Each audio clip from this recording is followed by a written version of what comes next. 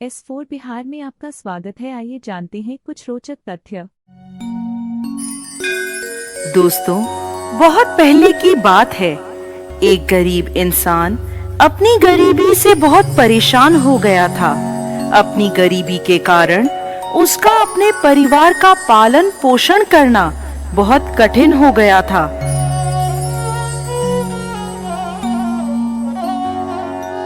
एक पत्नी और 2 पुत्रों के भरण पोषण के बोझ ने उसके मन में उथल पुथल मचा दी थी। इसी उथल पुथल के चलते उसने घर छोड़कर भाग जाने का निर्णय ले लिया और एक रात वह चुपचाप अपना घर परिवार छोड़कर चला गया।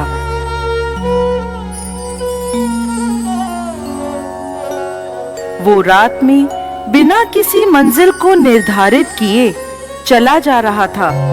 जब वह एक नदी के किनारे पहुंचा तो उसने देखा वहां भगवान बुद्ध अपने शिष्यों के साथ डेरा डाले हुए हैं।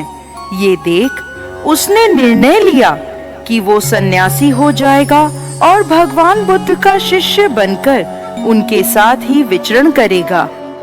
ये निर्णय लेकर वो भगवान बुद्ध के डेरे में जाकर उनके चरणों में गिर गया और उनसे विनती करने लगा कि वो उसे अपना शिष्य बनाकर अपने साथ ही रख ले। भगवान बुद्ध ने उस गरीब इंसान पर कृपा करके उसे अपना शिष्य बना लिया। उसके बाद जब भगवान बुद्ध का काफिला आगे बढ़ा तो वो भी उनके साथ ही चल पड़ा। गर्मी का महीना था। भगवान बुद्ध का काफिला चलता चला जा रहा था। जब वो एक जंगल में पहुंचे तो सभी लोग पेड़ के नीचे विश्राम करने के लिए रुक गए। गर्मी के कारण भगवान बुद्ध को काफी जोरों की प्यास लगी थी। उन्होंने अपने नए शिष्य से कहा, यहाँ पास में सरोवर है, तुम जाकर वहाँ से पानी ले आओ। भगवान बुद्ध का आदेश सुनकर वो सरोवर से पानी लेने चल पड़ा।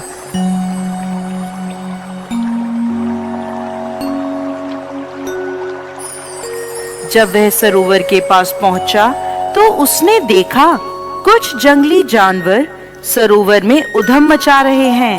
परंतु जब वो सरोवर के पास पहुंचा तो सभी जानवर डरकर भाग गए।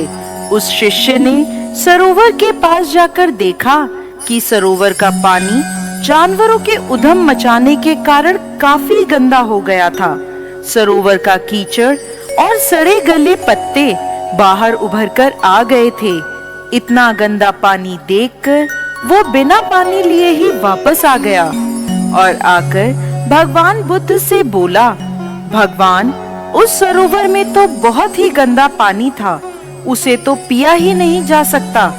शिष्य की बात सुनकर भगवान बुद्ध कुछ देर तक कुछ नहीं बोले।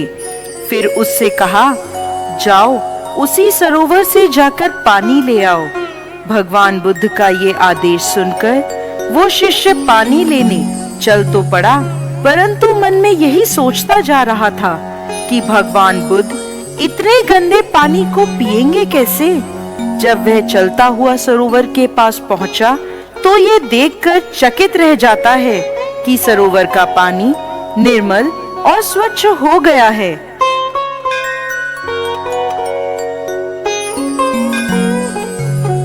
वह पानी लेकर भगवान बुद्ध के पास आता है और उनसे ये प्रश्न करता है कि थोड़ी ही देर में सरोवर का पानी इतना साफ कैसे हो गया।